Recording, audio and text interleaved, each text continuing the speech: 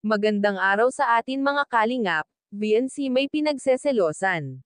Pero bago po yan mga kalingap, kung bago pa lamang kayo sa channel ko baka naman po pwedeng pa-like and subscribe my channel para lagi po kayong updated sa aking videos. At kung pwede sana patapusin muna natin ang video na ito para alam natin ang nilalaman nito at huwag din po natin kalimutan mga kalingap na pakisuportahan ang ama ng kalingap na si Val Santos Matubang at Kalingap Rob Matubang pati na rin ang viewers na laging sumusuporta sa aking channel at reactioners. Maraming salamat po.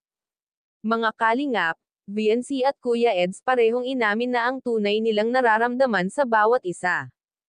Muling nagbonding ang EDSI sa isang dagat na kung saan ay mas lalo pa daw nila makikilala ang bawat isa at makapag-usap ng sila lamang dalawa. Hindi maitago ni Kuya Eds na sabihin ang totoo niyang nararamdaman kay VNC.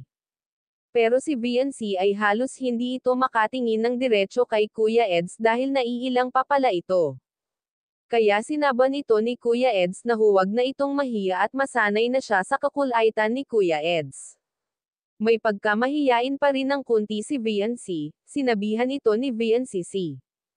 Kuya Eds na bakit daw doon siya dinala sa dagat at siguro daw marami na daw dinala si Kuya Eds mga babae doon. Kaya sinagot ito ni Kuya Eds na marami na nga daw pero lahat ng mga yon ay beneficiaries o mga tinutulungan niya.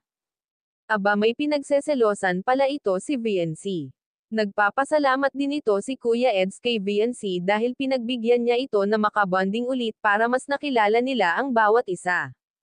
Kaya akala daw ito ni VNC nung una si Kuya Eds ay napakamahiyain at tahimik masyado, pero ngayon ay kabaliktaran pala, napakadaldal at napakabolero daw ito ni Kuya Eds. Hindi rin ito tinigilan ni Kuya Eds sa kakatanong kay VNC kung pwede nga daw ito ligawan na pero sinabihan ito ni VNC na wala pa daw ito sa isip niya at priority muna ang pag-aaral, handa daw ito mag-antay kung kailan niya ito gusto, kaya mga kalingap.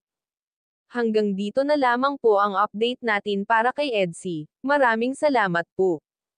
Thank you for watching and God bless us all.